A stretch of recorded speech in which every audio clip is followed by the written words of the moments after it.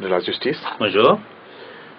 Monsieur le ministre, le président de la République disait, je cite, la justice guinéenne est malade. 6 ans après son accession au pouvoir, faites-nous un état de lieu de la justice guinéenne. Écoutez, monsieur le journaliste, monsieur le président de la République a raison. La justice guinéenne a beaucoup de tard. Et le rôle du président de la République, c'est de pointer du doigt ce qui ne marche pas, notamment dans la justice. Il appartient ensuite au ministre de la Justice, qu'il a nommé, et de faire son travail. Et depuis que je suis là, c'est ce que je fais. Donc depuis bientôt 3 ans. On essaye d'extirper le mal dans la justice guinéenne. On a institué ce qu'on appelle des organes pérennes, des organes constitutionnels, dont personne dans ce pays ne pourra toucher. Le Conseil supérieur de la magistrature, le statut particulier, la commission OADA, et le tribunal militaire. Et donc beaucoup de choses ont été faites, mais c'est insuffisant. Il faut aussi rassurer les citoyens. Il faut travailler sur la chaîne pénale.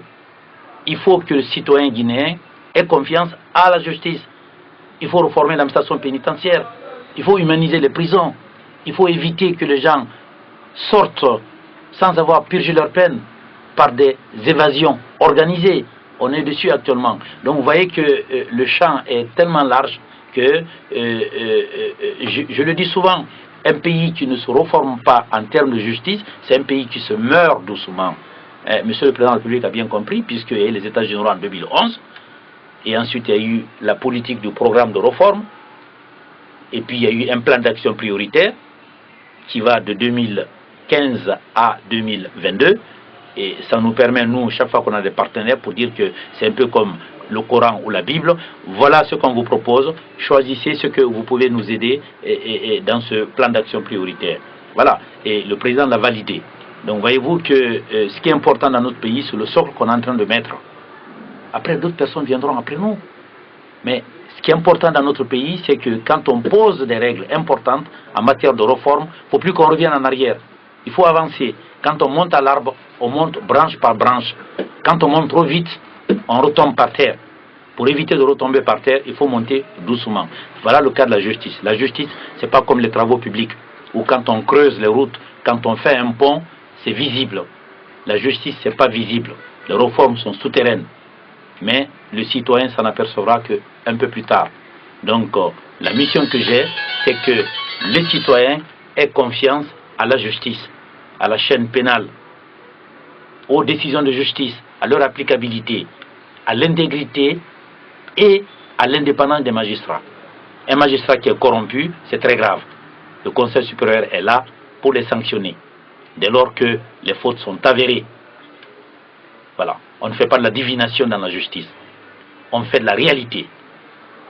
Vous voulez rassurer la population, les citoyens à la base dans ce projet. Vous avez mis sur pied le conseil de la magistrature pour sanctionner les magistrats corrompus. Et puis vous avez décidé de construire de nouvelles prisons parce que les prisons sont peuplées. Aujourd'hui, où en sommes-nous dans ce projet, le deuxième projet, la construction de nouvelles prisons pour dépeupler les prisons? Vous savez, sur votre première question, en matière de sanctions, au niveau du Conseil supérieur de la magistrature, moi je n'interviens pas. C'est le premier président de la Cour suprême qui est le président de la section disciplinaire. Moi simplement, quand je reçois les plaintes, je les analyse, je fais une inspection là-dessus. Quand j'estime que les plaintes sont avérées, je saisis le Conseil supérieur. Aucun magistrat n'est protégé dans notre pays. Il faut que ça soit clair pour tout le monde. Et ensuite, les magistrats véreux, les magistrats ripoux, les magistrats corrompus, ils seront sanctionnés dès lors qu'on a connaissance des faits. Sur l'administration pénitentiaire et les prisons, vous avez raison, actuellement on est en train de construire le grand centre pénitentiaire de Yorokogia à Dubrika. Il y aura aussi 7 prisons qu'on va construire dans le plan d'action. Par rapport au programme de l'Union européenne, c'est plutôt des réflexions, c'est plutôt des aménagements plutôt que des constructions.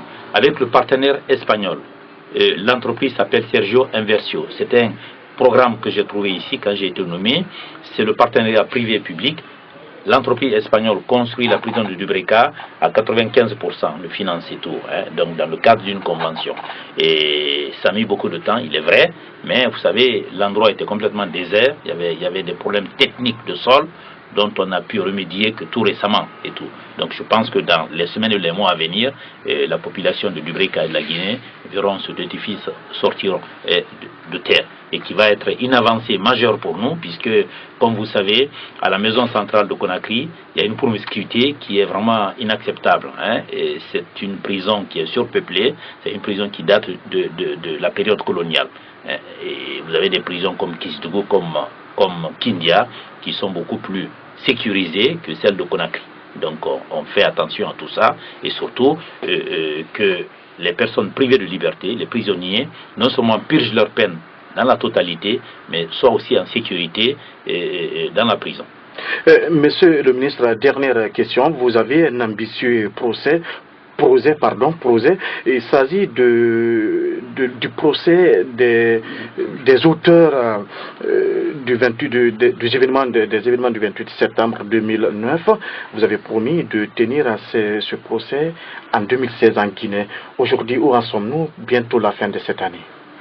Écoutez, cette malheureuse affaire du 28 septembre suit son cours. Depuis 7 ans maintenant, l'instruction est en cours. Mais voyez-vous, s'agissant d'un procès de masse, d'un crime contre l'humanité, qu'est cette affaire du 28 septembre, les 3 juges d'instruction travaillent depuis 7 ans sur ce dossier.